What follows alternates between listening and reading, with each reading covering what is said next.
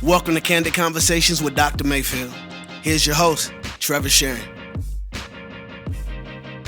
Thank you for joining us today. Dr. Mayfield and I are joined in the studio with the marriage gurus, Erin and Greg Smalley. Now, before I butcher your credentials, why don't you share them with the listeners so that I don't misstep on anything? Well, I think the most important thing is I've been married almost 28 years. It's pretty good. Pretty good credential 28? Right there. Yeah, sorry. Who have you been married to the other 3 years? I don't know why it came out that way. Yeah, sorry. That's real. That's a great start. Yeah. I think we've been married 26 years. So that's right. that's my best achievement. I was just being optimistic. No, it's because we always round up, and so we just said 20. We're hitting 26. Thank you. So you're rounding up to 28. See, she's got my back. There you go. So Nice. that's another part of the credential. We actually head up the marriage department, focused on the family. So I have a doctorate in marriage and family, and Erin has her master's degree in counseling. So we love to do this. Our passion is to help couples have strong marriages. Yeah, and then I also work here at Mayfield, seeing clients. So I do a little bit of everything. A little bit of everything. Kind of sounds like what we do. Yeah. You know, just a little bit. Other Drive a duties lot. as assigned. Right. Well, I appreciate you guys being here today, and I know that we've off mic talked a lot about what you do and just the state of our marriages in our country. And I think one of the things that Trevor and I really work hard at doing on this podcast is just bringing to light questions and conversations that we should be having, that I think either we stray away from, or we're too busy for, or we're stressed out about. We don't want to enter into the conversation because it might not be safe, and those kinds of things. And I love statistics, and I know that the church always throws this around that there's 50% of divorce in America and that kind of stuff. And I know that's a skewed statistic because it's not, it's based on who's doing the research and that kind of stuff. But as you look at the kind of the state of our marriages in the United States, what are we missing? Maybe what questions should we be asking? What conversations should we be having around this idea of marriage? Yeah, I think one of the things that happens as the years go by for so many couples is that they actually really keep their conversations around more administrating their marriage. So they end up talking about to-do lists and tasks and schedules and who's picking up the kids and who's going to the grocery store. And I think as we have more kids and as we just get busier with jobs and life, that it's really easy to keep those conversations at that level. And the problem is that over time that gets super boring for people, and they stop communicating at a deeper level, because almost the fear is if we do have time to talk and we start talking, we're just going to start doing a business meeting, and I don't want to do that. So you find that, like couples, I think, Erin, you found the research that the average couple, The average couple in the U.S. spends about 4 minutes a day talking at a deep heart level. So, that's a lot of time that they are not really connecting heart to heart. Yeah. And so it's so relevant that couples really be intentional, because the only way to get that heart-to-heart connection is to be intentional about it. Otherwise, you're going to fill up the time in the space with administrating and, who's going to pick up who, finances. Just stuff that doesn't connect you like you once were connected when you were dating, engaged, early married years. So it's relevant that couples become aware of, where are they spending their time? Are they spending the majority of the time administrating, having these business meetings, and then being intentional about bringing back in 10 minutes a day, at least, is a key number. Yeah, because you think about, like, what do you want for your marriage? What do you want it to look like? Because someone did a study to where they looked at couples who had been married 30, 40, 50, 60 years, and they timed how much of their dinner, their hour-long dinner, did they actually talk. And sadly, the more years you were married, the less actual time they spent talking, to where couples who'd been married like 60 years spent 2 minutes in actual conversation. And I'm telling you, I think a part of the problem is that we train the marriage, we train each other that actually if we do have time to talk, it's just going to be boring. We're going to talk about stuff that doesn't matter. So they quit talking altogether. It's fun. I mean, not funny. It's sad, but it's interesting because Trevor and I have talked on previous podcasts that the average time somebody actually looks into each other's eyes in conversation over the day, the average American spends about 30 seconds. And so at least we're trending up for marriages. We're trending up for marriages, which is kind of, but 4 minutes, good grief. And how much of that is actually looking into their eyes and connecting on a soul level? And because most people have their cell phones out. Sure. And I know I've been very guilty of that. So our eyes are down and we're not giving good eye contact, and really that's connection. She's looking at her cell phone right now as we're talking. No. Well, it's interesting because I when I teach the marriage and family class at CCU, I bring out this study by Arthur Aaron, and he did a study in San Francisco and brought people into his research lab and had them sign, disclosures and that kind of stuff, and had them stare into each other's eyes for 5 minutes without talking. Strangers. Opposite sex strangers, and then he would have them ask each other increasingly more intimate questions, and it's like 36 questions in three phases. And he reports that a majority of his participants became friends, some started dating, and some even got married based off of an experiment. And it was about intimacy, and it was about that relational piece. It's like a matchmaking exercise. Right. Wow. Speed dating. Yeah. And speed dating, I know. But just to think what you guys are saying is that it's almost like we get married, we've conquered whatever, now we're married, and now we don't have to put the work into it, or we lose sight of what the reason we got married. Is that what I'm hearing you say? Is it's kind of we just get comfortable or complacent? Yeah. Or I do. I don't think it's intentional. I just think what happens to manage a life together, a family together, takes a lot of work. We need to administrate our marriage. We need to have business meetings. Right. I think people default there because we have a little bit of time every day to talk. Sure. So your question is what questions or what conversations do we need to have? It's really putting aside the administrative stuff to really look at the inner life of our spouse. What are their hopes, dreams, wants, needs, fears, emotions? That's the stuff that if you do for 10 minutes every day, that's the stuff that keeps people connected, because people want to be known. right. They don't want to just be business partners. Right. Like, it's not that Erin just wants to say, "Oh, we've been married for 26, not 28 years." She wants to feel, I'm speaking for you, but right, you want to feel that I choose you. There's something about you that I'm pursuing, and the only way to do that is to pursue what's going on inside of her. Well, it's intimacy, and the old saying intimacy. So that's what we long for. I've never heard that before, so You that's good. haven't? Well, That's good. That's way cheesy. I have all kinds of things like that. Yeah, nice. Greg It's a likes bumper them. sticker we have on our car. So we long to be known and loved. Yes. It's a deep human need, and especially within marriage. So, yeah, I can't encourage couples enough to really sit and create that time, whether it's in the morning when you wake up and you have coffee together, or before you go to bed, or after the kids are in bed. Whatever works for you, but just to be intentional about creating that time in that space for at least 10 minutes a day of really getting to the deep heart level stuff. And I'm assuming that you don't intend for couples to get like a one of those chicken egg timers, set it for 10 minutes, and then when it dings, walk off and watch separate Netflix shows or whatever. That's what it takes. Trevor, that's what we're recommending for you.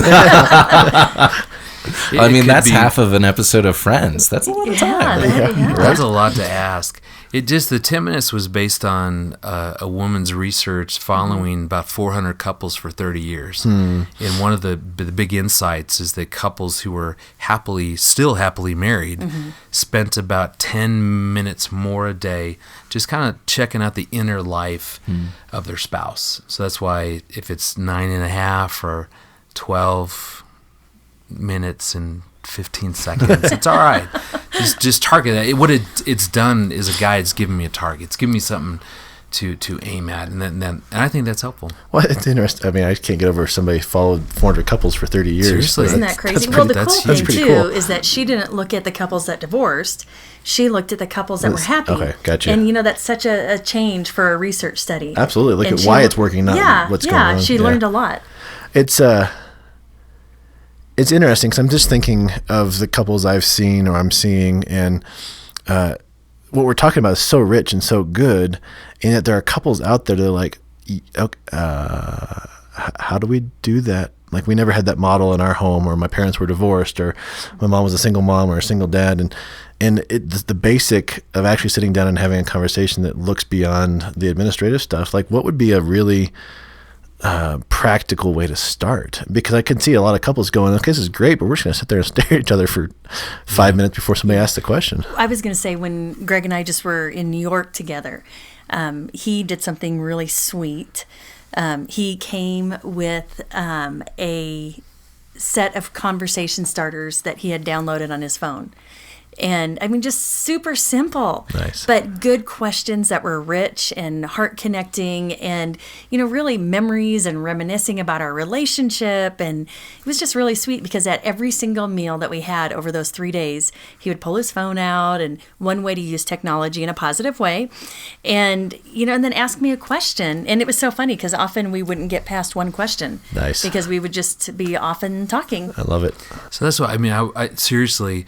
So you called us the gurus, and I can't come up with clever conversations on my own. Download the, yeah. Well, 'cause, I mean, I don't think that way. I mean, there's Sure. some that I can, and I really did that. I downloaded these questions, put them right on my iPhone, and I can pull it up in seconds while we're eating. Maybe if we're driving the car, she can look at them, whatever. The other thing that I did accidentally that's really been good is I asked her one time, so if asking you questions is a good thing, what would I ask? Like, give me some. And what would be meaningful to you? And she instantly goes, well, I have 4. And I thought, nah, I mean, think about it. I mean, give it some time. She goes, I'll come up with 10. Like, how many do you want? Yeah. Right. I'll take 4. So she said, ask me how things are going between me and the kids. Now, relationally. So not Administratively, businessly. but yeah. How are things going between me and the kids? How are things going between me and my friends, so her girlfriends? She said, ask me, funny enough, now I can't remember all How of I'm them. feeling. Oh, that's right. That's the first one. Ask me how I'm doing emotionally. Right. And then ask me one thing that God's been teaching me as of late. And I, well, it doesn't look like I memorized them, but I really have. And so I will ask those as well, in addition to the conversation starters. Nice. Yep, but he does say he has to not start with how are you feeling Yeah. emotionally, because that can take up, hours. She's got a lot of emotions she's aware of. So Yep. yeah. Well, and for the guy who has no idea how to start any of these conversations, with those 4, and that 5 technically of what question should I ask, are there 2 or 1 on that list that you downloaded that were especially helpful? Yeah, what's great about the conversation starters is that it ends up asking you a lot of things about your past. So what was your first date like? When did you know you fell in love with her? What was the wedding ceremony? What's one thing you remember from there? In other words, what it's doing is it's having you reminisce. And that's a powerful conversation. That's another thing that as couples we should be doing often, is just thinking back over our life and to the good stuff. In remembering what those things were like.